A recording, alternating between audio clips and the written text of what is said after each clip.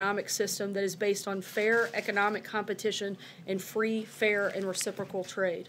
While at the G20, the President and the delegation will interact with many leaders, including bilateral meetings with the President of Argentina, the President of Russia, Prime Minister of Japan, and the Chancellor of Germany, and a working dinner with the President of China. To speak more about the G20 and what the President intends to accomplish, I'd like to welcome to the podium Director of National Economic Council Larry Kudlow, and following him, National Security Advisor Ambassador John Bolton. After the remarks, both will be available to take your questions on the G20 and other foreign policy news of the day, and then I'll be back up to take other questions on news of the day.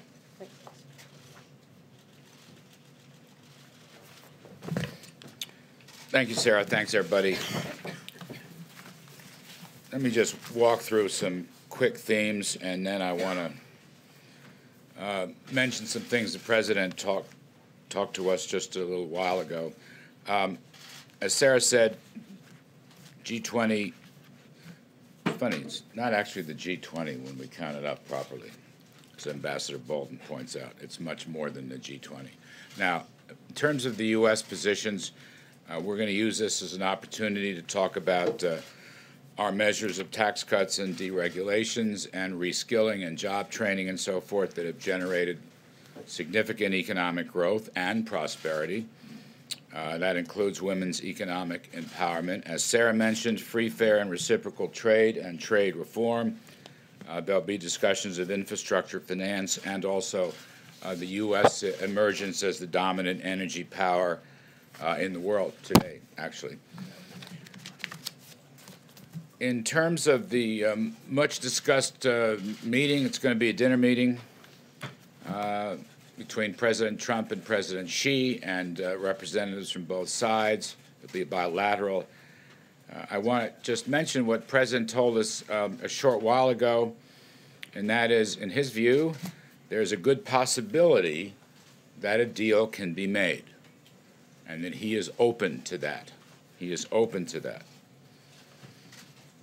But having said that, some caveats, as always. Certain conditions have to be met with respect to fairness and reciprocity, as we've said many times. For example, issues of intellectual property theft must be solved. Forced technology transfers must be solved. Significant tariffs and non-tariff barriers must be solved. Issues of ownership have to be solved. The President will probably reiterate his view. We want a world, ideally, of zero tariffs, zero non-tariff barriers, and zero subsidies. Now, whether they can get through all that remains to be seen, but that's the President's point of view, as I said just a little while ago. The U.S. is coming to the summit in very good shape. Our economy is quite strong. It's growing at 3% over the past year. Second quarter was 4.2, third quarter was 3.5, perhaps be revised upwards. We have a very strong holiday season, so-called Black Friday, very strong. We've had tremendous investments, business investments, energy investments, oil prices and gasoline prices coming down. That helps consumers, of course. We're in very good shape. China, not so good. I'm not here to critique or second-guess the Chinese economy, but most observers believe China to be in a slump, whereas the United States is in a very strong, solid position going into this summit. However, again, to repeat, the President said there is a good possibility that we can make a deal, and he is open to it. But on the other hand, if these conditions I mentioned a few moments ago are not met and not dealt with, the President has said, look, he's perfectly happy to stand on his tariff policies, which 10% last $200 billion, scheduled to go to 25%. That's not a certainty, but that's the schedule. And he has said, as recently as yesterday, the day before, if need be, if things don't work out in this U.S.-China summit meeting, he will invoke another $267 some odd billion in tariffs. That may not be the first choice. I'm just saying that is his view. If we can't get something done, and things have been moving very slowly between the two countries, until the president himself called President Xi and said, let's restart, let's try to get things going again. And then since then he's made positive comments about that. So we will see. As I said, the key U.S. goals is around growth and prosperity, and our economy is in good shape. Theirs is not. I'll just leave it right there. John, do you want to add stuff to that? Do you want me to take some questions? You sure? Okay, good. Let me take some questions and try to help out on this. Yes? Mr. Cutler, I'd like you to address some concerns recently from representatives of Italy and France and Germany who say that we're actually backing away from the national stage, and they fear that Russia will be the dominant economic force in Europe and the Middle East in the coming years. Could you address those concerns, A, and B, can you tell us a little bit, if you can, about the layoffs at GM? Well, I'll talk to you about GM layoffs. Regarding the Russian story, I'm going to leave that to my longtime friend and colleague, John Bolton. I met with Mary Barrett yesterday, and we had a lengthy conversation about the layoffs, the cause of the layoffs. It's a great disappointment, obviously. The president indicated his own disappointment. He believes, as frankly the Prime Minister of Canada, Trudeau, believes, that the USMCA deal was a great help to the automobile industry and to auto workers. And by the way, they made those statements separately. And yet, GM comes in right after the deal. By the way, that deal will be signed in Argentina with the U.S. And Canadian representatives. So there's great disappointment there. There's disappointment that it seems like GM would rather build its electric cars in China rather than in the United States. We are going to be looking at certain subsidies regarding electric cars and others, whether they should apply or not. I can't say anything final about that, but we're looking into it. Again, that reflects the president's own disappointment regarding these actions. Ms. Barrett told me, on the other hand, I want to be completely fair here, it's her business, it may be possible to transfer workers to other plants in Texas and Michigan. I'm not an expert on General Motors. I'm not an analyst, auto analyst, but that's what she said. But obviously there's a lot of disappointment, even anger. I've heard it, again, from Mr. Trudeau, from President Trump, from Democrats and Republicans. Just to follow, do you think it's going to adversely affect our economy coming into the Christmas season and after? No. I mean, look, I don't want anybody to get laid off. I want workers to do very well. I want worker wages to do well, and they are. I mean, that's one of the great things. You know, there's a certain amount of pessimism that I'm reading about. Maybe it has to do with really a mild stock market correction. Let's not forget a couple weeks ago, just on this very point, we had 250,000 new jobs, which was a blockbuster number. Nobody really expected it. With a 3.1% yearly gain in wages and a 3.7% unemployment rate, those are very spiffy numbers by any benchmark in any metric. So again, holiday season layoffs from GM, brutal, all right? Very disappointing. Will it affect the overall economy? I don't think so. I do not think so. Yes? Yeah, back to the question of the tariffs, and if these talks with President Xi go nowhere, and we move forward with this escalation of the tariffs that you just described, which, correct me if I'm wrong, would be the biggest addition of tariffs that we've seen in your lifetime, what will the impact be on the U.S. economy? I mean, That's a long period of time you mentioned. My lifetime. But you've been a committed free trader for almost all of those years. Yes. So what will be the impact on the U.S. economy if we see tariffs go up to the degree that you just described? You know, we'll see what happens, okay? I don't want to presuppose anything. The president's going to make up his mind after the meeting. But I will say this. Our economy is in very good shape right now. And when you multiply through whatever numbers you want to use, 250 billion or tack on another tranche, which may or may not happen, at a 10% tariff rate or more, it's really just a fraction of our economy. Okay, it's just a fraction of our economy. I'm not suggesting that there aren't winners and losers in that game. It's a complicated game. But on the other hand, I think we are in far better shape to weather this than the Chinese are. And I'll also say one thing. I appreciate your characterization. I am a free trader.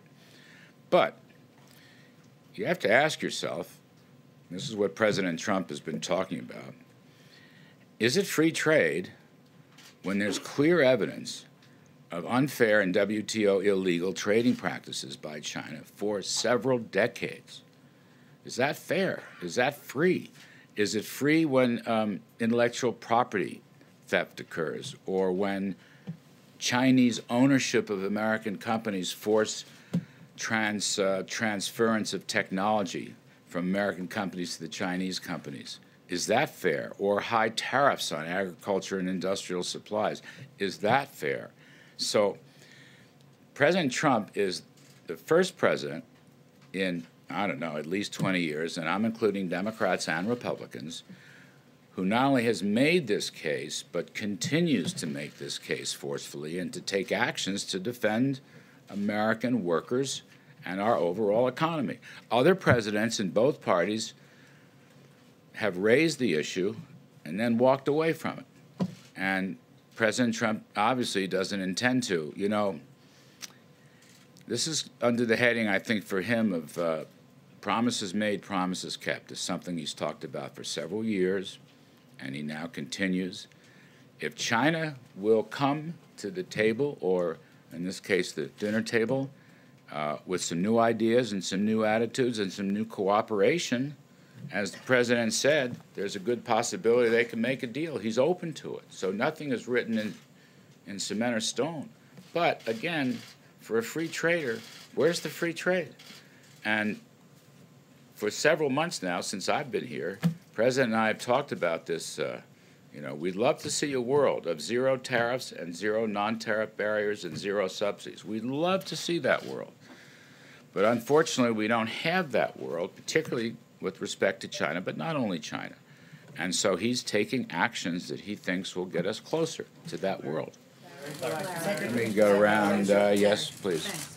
Just another GM question. When the president said yesterday they better damn well open a new plant there very quickly, was he just venting his frustration, or does he have some consequences in mind if they don't? I'm going to leave that to him. You may find additional announcements coming on that topic. Some more. Let me go in the back. Yes, ma'am. I wanted to ask you about what Ambassador Shui Tiankai said recently to the Wall Street Journal. Ambassador Shui Tiankai, the Chinese ambassador to the United States. His thought was that there would be a real risk to the global markets if there wasn't a deal, that they could become fragmented as well. How big are the stakes if you can't reach a deal? Look, the ambassador makes a point. Now, if he would do his part, or his government would do their part, then we can all make a much better point. That's what President Trump is saying. I mean, I'll read you the quote again. There's a good possibility we can make a deal, and he's open to it. But certain conditions, have to be met. Certain things have to be changed. And the president, again, in the spirit of promises made, promises kept, is going to defend, the interests of American workers and ranchers and small businesses and the economy writ large. Let me just add one other point to this. The rest of the world agrees with us. I mean, we signed at the UN, for example, a trilateral agreement with the EU, the United States, and Japan. Worth looking at that document, which outlines, what they call non-market abuses, read China.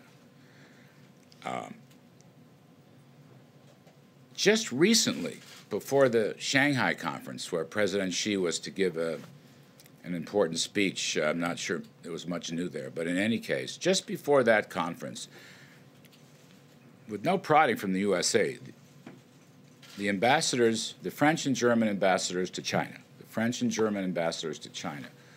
wrote a very tough piece going after, again, non-market, unfair, non-reciprocal trading practices. There is broad-based support for the American position here, which is China should change its practices and come into the community of responsible trading nations. They can do that, right? They're a major economy right now. It's not like they were 25 or 30 years ago. We would welcome it. The president has said he's happy to make a deal, but they have to take certain actions and give certain assurances. So, you know. You'll spend the G20 getting that support around your position from other countries at the G20? Oh, I'm sure we will. I'm sure we will. We have in many other forms. Just a couple more. I want Ambassador. Yes, please. Thank you. Yes, he was talking to me. Tariffs are, in effect, a tax on imported products that are paid for by the consumer. So does the president realize that these escalated tariffs are going to be paid for by the American citizens? Well, look, he realizes the ramifications. As I said earlier, given the strength of our economy, given the size of our economy, we are in position to deal with this and handle this very well. That's the key point. And I'm not so sure about China, but I'll leave that to China experts and so forth and so on. The benefits, let me just look at the other side of the ledger. It's very important. The benefits of true free trade globally will be enormous. Now, if we go back to the idea of zero tariffs and zero non-tariff barriers and zero subsidies, if China plays by the rules, even the WTO rules, and all that needs reforming in our judgment, but they're violating those rules. If we do have a free trading system, or we move in the direction of a free trading system, a true free trading system, we will benefit enormously. Frankly, we will benefit, they will benefit, and the rest of the world will benefit. Now, free trade throws off enormous benefits when it's done properly in consistency and in a reciprocal manner. That's the key point the President emphasizes. He's absolutely right. So, you know, I think of it as possibly a long rainbow here. At the end of that rainbow is a pot of gold. You open up that pot and you have prosperity for the rest of the world. But you got to get through that long rainbow. We're not there yet. We can get there. The president is reaching out. But we'll see how that works. Sir? Yes, go ahead. I'm sorry. Yes, go ahead. Thank you, sir. Earlier, you mentioned low oil and gas prices as evidence that the president's economic policy is working. You mentioned the U.S. becoming the global dominant energy player. But merely days ago, the president said that it was necessary to let Saudi Arabia and its crown prince get away with ordering the murder of a Washington Post journalist because Saudi Arabia ensures low gas prices. Now, which one is it, sir? I'm going to let Ambassador Bolton handle that question. I'm trying so hard to swim in my own lane, and I think John will help out with that whole discussion. He's sitting there much too calmly and quietly, so I want to get him up here. We've known each other a very long time. You're on, John. Well, I'm delighted to be here. I don't really have much to add. Sarah gave you the list of bilaterals. Let me just update it a little bit because we're trying to fill every minute of the president's schedule. She said he's going to meet with President Macri, the host government of Argentina. He'll meet with President Moon of South Korea. He'll meet with President Erdogan of Turkey, Prime Minister Abe of Japan. That will transform at some point during that meeting into a trilateral meeting with the Prime Minister of India, Narendra Modi. And then, as Sarah said, the president will meet with President Putin and have a working dinner with President Xi. There were two questions that were... Ambassador. Yeah, right here. Thank you, sir. Does the president have any plans in the works to meet with the Saudi crown prince while he's there? No, look, the bilateral schedule is full to overflowing at this point, and So those are the ones I've listed that he'll be meeting with. Yes, ma'am. Hello. Mr. Yes, I have a question about the border tensions right now with the U.S. and Mexico. The U.S. Launched tear gas canisters into Mexican soil, and I'm wondering if you've gotten, if Mexico was given the go-ahead before that happened, and what is the U.S. doing to mitigate any tensions right now with the incoming López Obrador administration? Yeah, I don't think that's really a subject of the G20, but I can say that Secretary of State Pompeo, who will be attending the G20 and therefore will not be accompanying Vice President Pence to the inauguration on Saturday the 1st, Secretary Pompeo will fly overnight from Argentina to Mexico and will meet with the new Foreign Minister of Mexico on Sunday the 2nd. And they'll have a full conversation about all the issues in connection with the border. Yeah. What do you expect to be on the agenda for the President's meeting with Putin? Well, I think all of the issues that we have on security issues, on arms control issues, on regional issues, including the Middle East, I think it'll be a full agenda. I think it'll be a continuation of their discussion in Helsinki. Ukraine be on that? What about Ukraine? Sure. Thank you so much, Ambassador. Two questions about Brazil, since you are heading there on Thursday to meet with the new incoming president from Brazil, Jair Bolsonaro. One on trade, that I know is one of the priorities. For the past few years, Brazil had a trade surplus with Brazil. The United States had a trade surplus. Just last year, 27 billion alone. And besides of that, President Trump complained about the Brazilian protectionism, say Brazil is one of the toughest on trade access. What should we expect related to trade relationship with Brazil, with the new Brazilian government? Should we expect more cooperation or more tariffs like those on steel and aluminum? And another one on Venezuela that I know is another priority of the meeting. What kind of cooperation are you expecting with the new Brazilian government? Are you guys going to discuss sanctions? Yeah. Well, the meeting with President-elect Bolsonaro came as a result of President Trump's call on election night in Brazil to congratulate President-elect Bolsonaro. They had a really outstanding phone call, I think developed a personal relationship even remotely. President Trump was the first foreign leader to call President-elect Bolsonaro. So following up on this, we thought it would be useful and certainly very helpful to the United States to hear from the President-elect what his priorities are, what he's looking for in the relationship. From the perspective of the United States, we see this as a historic opportunity for Brazil and the United States to work together in a whole host of areas, economics, security, and a range of others. So I'm really looking forward to hearing what the President-elect's priorities are, try and respond to him, try and tell him a little bit about what President Trump's views are, and hopefully when President-elect Bolsonaro is inaugurated on January the 1st, that the two leaders can really get off to a running start. So I'm just really there to prepare the ground for them. Ambassador Bolton, you tweeted earlier today about a case involving an American family that's being held in China. Is the president? Have you talked to the president about this case? What is he? If so, what has he told you? And will he bring this up directly at his meeting with Xi Jinping and expect the family to be allowed to leave before any trade deal is done? Well, I've discussed the question of American hostages and people wrongfully held with him on a whole range of subjects. I don't want to get into what his reaction was because I don't think those conversations should be public. But this is a matter of real concern to us, and I think given that the range of issues that President Xi and President Trump will be covering, it's entirely possible that that would come up.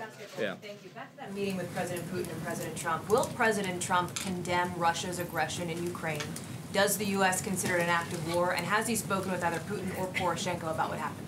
Look, Ambassador Haley, in the very estimable position of UN ambassador, spoke for the United States yesterday at the Security Council, and we're going to stand on that statement. Yeah. Ambassador Bolton, I just had a question about, you mentioned the bilat with the Turkish leader. They've been very critical of the U.S. position back in Saudi Arabia with respect to the killing of Jamal Khashoggi. Are you concerned that that will affect the relations with the U.S. ally? And I wanted to follow up that audio intelligence of the killing of Jamal Khashoggi. Have you heard that tape? And does it conclusively point to the Crown Prince as ordering the killing of Jamal Khashoggi? And one final one. The briefing. I suppose you remember all these? I'll prompt you. Thank you. And finally, is it true the White House is blocking Gina Haspel from speaking to senators about that audio intelligence on Wednesday? So let me take the question of the tape first. No, I haven't listened to it. And I guess I should ask you, why do you think I should? What do you think I'll learn from it? Well, you're the National Security Advisor. You might have access to that sort of intelligence. Yeah. How many in this room speak Arabic? You have access to an interpreter? Well, you want me to listen to it? What am I going to learn from? I mean, if they were speaking Korean, I wouldn't learn any more from it either. The interpreter would be able to tell you what's going on. Well, then I can read a transcript too. So you don't think it's important to hear that as a national security advisor? I'm just trying to make the point that everybody who says, why don't you listen to the tape, unless you speak Arabic, what are you going to get from it? The president? Really? The president has spoken to our position on this issue. He's spoken very clearly, and that is our position. Now tell me the other questions. Gina Haspel from sharing information with members of Congress. No, go back here in the back. Mr. Bolton, could you go back to the man in the back? Okay, so the Argentinian authority captured 2 Hezbollah suspects last week. And Brazil probably is going to follow the American footsteps and blacklist Hezbollah also on terrorist list. And also Hezbollah is replying for the sanctions, the last sanctions, by blocking the formation of the new government. It's a quotation from Saad al-Hariri. So how will you put all this together? Is it going to be discussed in the G20 summit, Iran and Hezbollah influence in the region?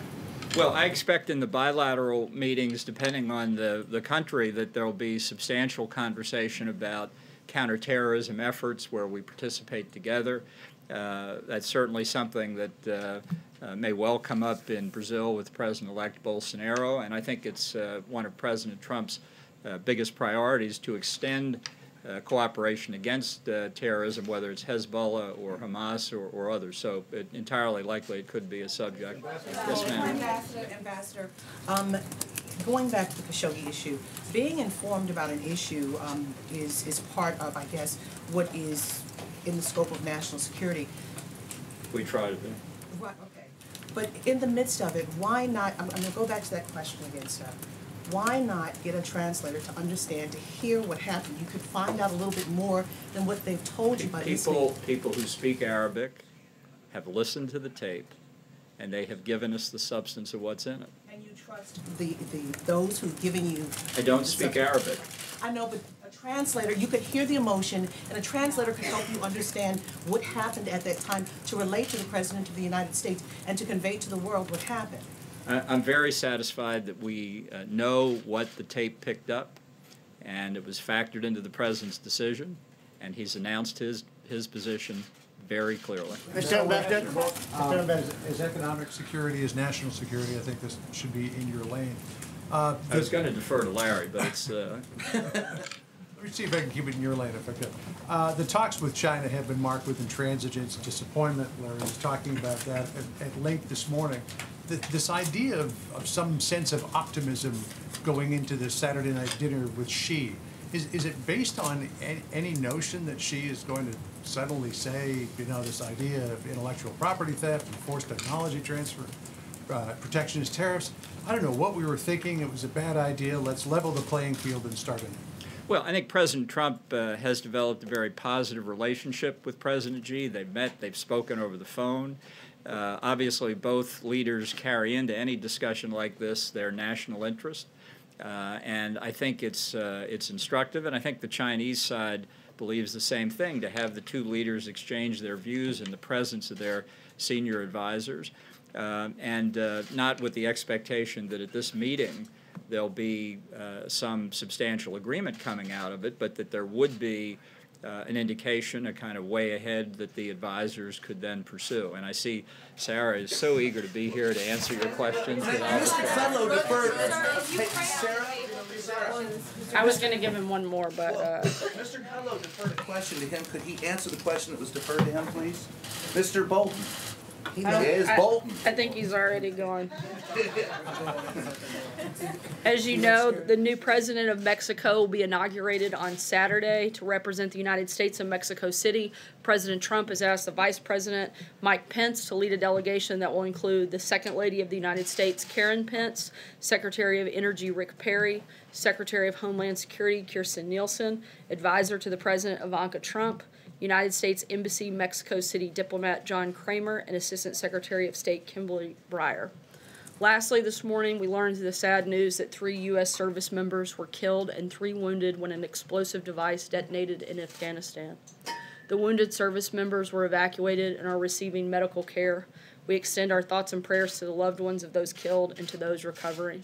The United States is grateful for their service and forever in debt of their sacrifice. With that, I'll take your questions. Justin.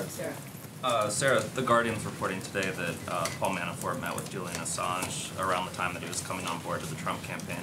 Wondering if you know if that meeting took place and if you remain confident in the White House's repeated denials that no campaign officials were involved in discussions about the plans to release John Podesta's emails. Certainly remain confident in the White House's assertion that the president was involved in no wrongdoing, was not part of any collusion. The things that have to do with Mr. Manafort, I would refer you to his attorneys to address that. Sarah, given the president said this morning that Robert Mueller is ruining people's lives, is he considering a pardon for Paul Manafort or for others who were prosecuted, have been prosecuted? I'm not aware of any conversations for anyone's pardon involving this process at all. And if I can follow up, he also said this morning that Mueller is doing tremendous damage to the criminal justice system. If that's true, is he considering picking up the phone, calling his acting attorney general, and saying, fire Robert Mueller? Look, I think that the president has had Robert Mueller doing his job for the last 2 years, and he could have taken action at any point, and he hasn't. So we'll let that speak to itself. He has no intent to do anything. See? Thanks, Sarah. Over the weekend, we saw some powerful images of children as well as adults who were affected by tear gas fired by U.S. officers along the U.S.-Mexico border. We've heard the president talk about that at length yesterday, but one thing we did not hear from him was any expression really of regret that there were children caught up in this. I was wondering, does the White House regret the fact that children were affected by tear gas and that this situation took place, and is there an investigation underway to prevent this from happening again? Certainly, the White House would never want children to be in harm's way in any capacity whatsoever. However, that is why we are continuing to encourage people to follow the law and go to ports of entry. Law enforcement officials have used appropriate non-lethal force to protect themselves and prevent an illegal rush across the border. And let's also not forget that this isn't the first time that non-lethal force like this has been used. In fact, tear gas was used on average once a month during the Obama administration for very similar circumstances. In fact, they were actually for far less circumstances because they didn't have the same numbers in the mass rush that we're seeing in this caravan take place. Certainly no one wants women or children or any individuals to have this happen, which is why we've encouraged them to actually follow the law and go to ports of entry. John, can I just follow up real quick on something that Ambassador Bolton mentioned when he ruled out a bilateral between the president and MBS. Is the White House ruling out any interaction between the president and the Saudi crown prince, and is he the equivalent of diplomatic timeout? I wouldn't say that we've ruled out any interaction. I know that the president's schedule is pretty packed and has a number of sessions that he'll be involved in with the G20 as well as a number of bilaterals. I don't think there's any time for us to add anything additional, whether or not there's some interaction. I'm not going to rule that out, and we'll keep you guys posted as that happens tomorrow. Thanks, Sarah. Yesterday in Mississippi, Mississippi at his rally, the president said, he asked a question about Mike Espy. He said, how does he fit in with Mississippi? I mean, how does he fit in? I guess suggesting that he doesn't fit in. I mean, Mike Espy's great-grandparents were slaves in Mississippi. What did the president mean by that? Due to the fact that that is an election that is taking place today, I'm not going to comment on anything that could affect anything taking place in Mississippi, and certainly happy to comment on that after today. John? Thanks a lot. The president's not guided by the Hatch Act. John, go ahead. Thanks a lot, Sarah. Does the administration have a position on the government of Ecuador continuing to provide asylum to Julian Assange at its embassy in London? I'm not aware of anything official. I'd have to get back to you. Just one more on that, if I may, Sarah. Will you, from the podium, call on the Ecuadorian government to confirm whether or not some sort of meeting may have taken place between Paul Manafort and Julian Assange at its embassy? Certainly, we encourage the process to continue to play out, but I'm not going to get engaged in specifics of that case. President Trump has implied that a potential new deal with Mexico is a done deal, tweeting that migrants will stay in Mexico as they wait for their cases of asylum to be processed. How far along are talks with the new Mexican administration about the so-called Remain in Mexico policy? Those conversations continue. We won't have a final decision until the new government actually takes over, which will happen on Saturday. And on Monday, we expect the new foreign minister from Mexico to meet and sit down with White House administration officials and the Department of Homeland Security Secretary Kirstjen Nielsen and continue and try to finalize those conversations. Second question on Khashoggi, because tomorrow Secretaries Pompeo and Mattis will brief the full Senate on the murder. Why is a leader of a U.S. intelligence agency not joining them, specifically Gina Haspel, who many senators expect to hear from? Ambassador Bolton addressed this. I'm not going to comment on behalf of the CIA director in that capacity. That's something I would direct you to them to answer. Sarah, I want to ask you about the climate assessment that your administration released last week. The president yesterday, when asked about the economic forecast, he essentially said he didn't believe it. The takeaway for many people is that the president doesn't feel necessarily a responsibility to lead either in this country or in the world on climate change and preventing the calamity that your administration forecasts. Do you agree with that view? And if not, why not? The president's certainly leading on what matters most in this process, and that's on having clean air, clean water. In fact, the United States continues to be a leader on that front. Even Obama's Undersecretary for Science didn't believe the radical conclusions of the report that was released. And you have to look at the fact that this report is based on the most extreme modeled scenario, which contradicts long-established trends. Modeling the climate is an extremely complicated science that is never exact. The biggest thing that we can do is focus on how to make sure we have the cleanest air, the cleanest water, and the president is certainly doing that and certainly leading on that front. How is he doing that? I mean, the president's about to go to Buenos Aires and meet with all the leaders of the world's industrialized nations and developing nations as well. Isn't this a great opportunity for him to sit at the table and say, folks, this is what my administration just reported. This is the time that we all have to act in concert to prevent what my administration is forecasting? Once again, we think that this is the most extreme version, and it's not based on facts. It's not data-driven. We'd like to see something that is more data-driven. It's based on modeling, which is extremely hard to do when you're talking about the climate. Again, our focus is on making sure we have the safest, cleanest air and water, and the president's going to do exactly that. April. Sarah, I want to go back to GM. President Trump, early on in January 2017, met with the big three automakers, and he said he wanted to make the U.S. a more attractive place for companies to manufacture products, lowering taxes and business regulations. What does this move, this action by GM say? Certainly, it's disappointing to see that GM decided to lay off these workers. The president's been extremely committed to bringing manufacturing jobs back to the United States, which is why since he took office, we've seen 400,000 new manufacturing jobs created in the United States. It's because of his policies that we've seen that grow. This is not about the president. It's about the fact that they're making a car, frankly, that people don't want to buy. And hopefully they will make adjustments and make changes and bring those workers back. Jim? Sarah, getting back to Paul Manafort and the special counsel's office saying that he's violating the terms of this plea agreement by lying to investigators. Would the president recommend that Mr. Manafort begin to cooperate, offer full cooperation to the special counsel's office? We can only speak to what our role is in that process, and not only has the president, but the entire administration has been fully cooperative with the special counsel's office, providing hours and hours of sit-downs, as well as over 4 million pages in documents. We continue to be cooperative, but we also know that there was no collusion, and we're ready for this to wrap up. And if I could ask a follow-up, the president doesn't believe the warnings in the climate report. The president doesn't believe the CIA when it comes to Jamal Khashoggi. The president doesn't believe the intelligence community when it comes to Russia meddling. Why doesn't he have faith in his advisors? No, that's not true. The president has a great deal of faith in the intelligence community and certainly in the team that he has assembled around him. However, I've addressed the climate report. There's really nothing else to add on that front. Khashoggi, you said that that was not true, that he doesn't believe the CIA. He said the other day, maybe MBS did, maybe he didn't, the Crown Prince.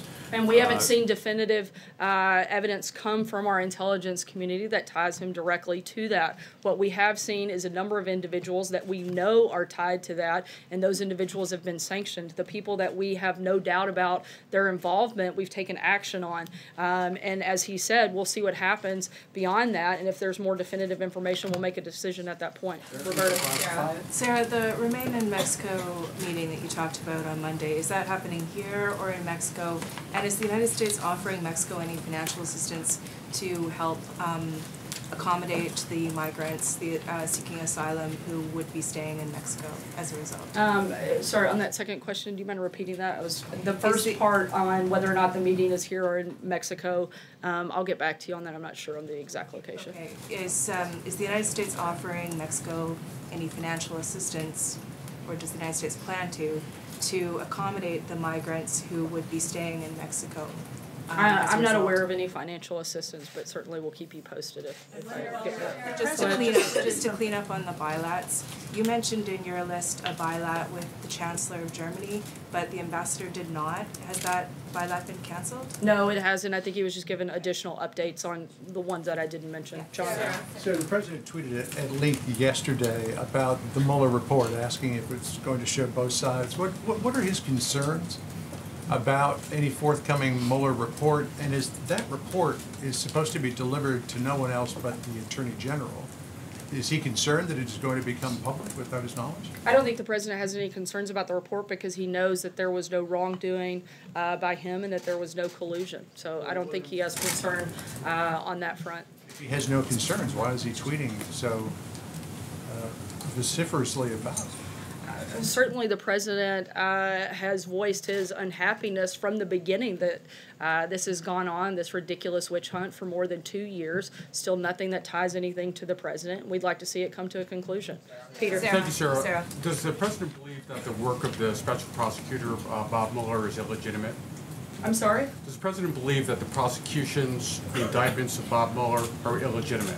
I think the president believes that what I've said several times today and several times over the last couple of years, that there was no wrongdoing on his part, there was no collusion by his campaign, and beyond that, that's really all we can speak about here at the White House. Last question, Howard. Thank you. 2 questions for you. The president, as you're speaking, is tweeting that he is going to be considering cutting all GM subsidies, including for electric cars.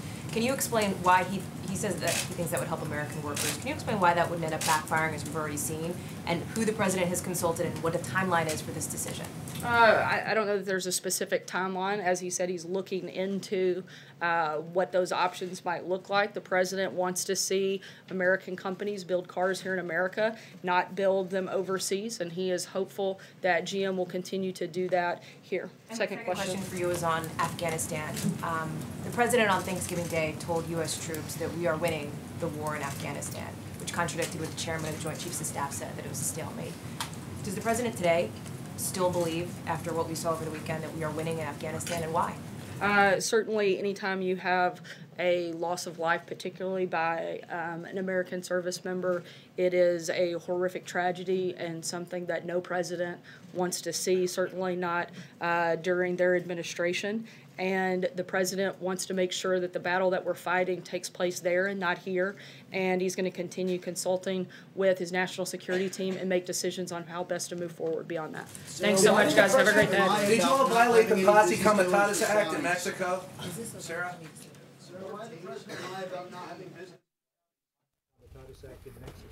Yeah, well, against it. Thank you. Are we doing